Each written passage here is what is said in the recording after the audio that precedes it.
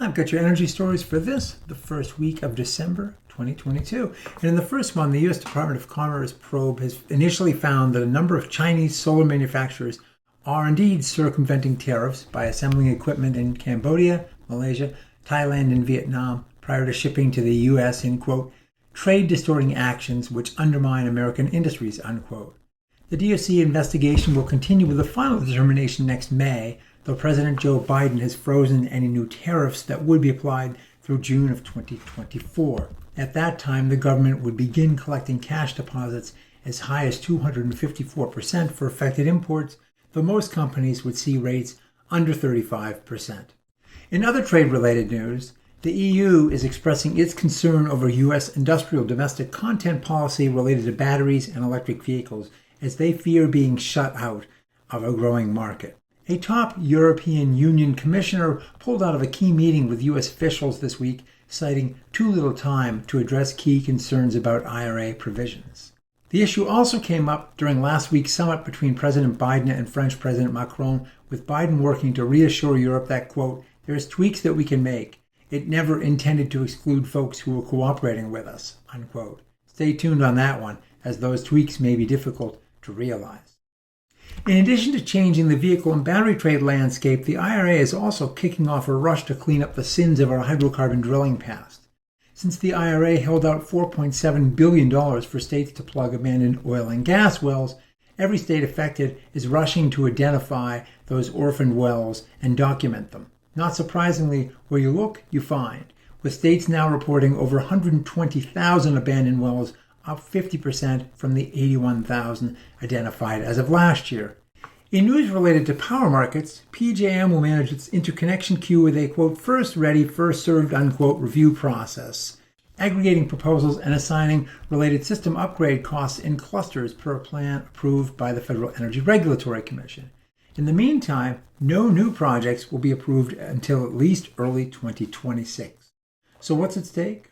Well, PJM has 2,700 projects representing 250,000 megawatts in its interconnection queue as of early May, with over 95% of that being wind, solar, or storage facilities or hybrids thereof. The end result here will be to somewhat slow the transition to renewables in PJM and certainly put a chill on new projects moving forward. Sticking with markets, the California ISO, CAISO, and regional utilities have been operating the energy imbalance market for some time in a real-time spot market mode. But they're now inching closer to enacting a day-ahead market as well, with potential economic efficiencies as high as $1.2 billion annually.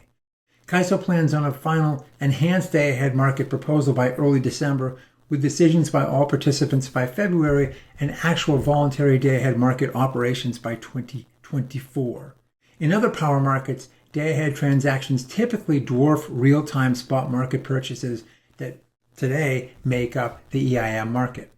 And moving to electric transportation, about 5 years after initially announced, the Tesla semi-tractor trailer truck is now a reality, with the first of them delivered to PepsiCo this past week, a week after Coca-Cola got an electric semi from Renault.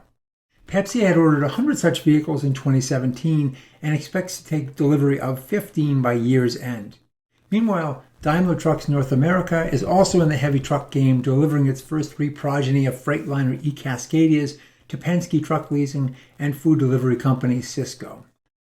On another note, Hyundai Motor and LG Energy Solution Limited are looking at jointly building 2 battery plants in Georgia, each with additional annual capacity of about 35 gigawatt hours, 35,000 megawatt hours, sufficient for about 1 million EVs. And Vietnamese automaker VinFast shipped its first batch of 999, why not make it 1,000, VF8 electric SUVs to the U.S. on November 25th, with deliveries due by the end of this year. VinFast also plans to sell the VF8 in Canada and Europe as early as next year. And finally, the first nacelle of a 16-megawatt offshore wind turbine developed in tandem by China Three Gorges Corporation and Goldwind technology has now been produced and is ready for market. It's the largest such unit in the world, for now.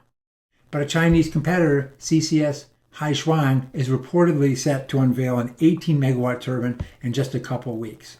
Well, thanks for watching. We'll see you again next week.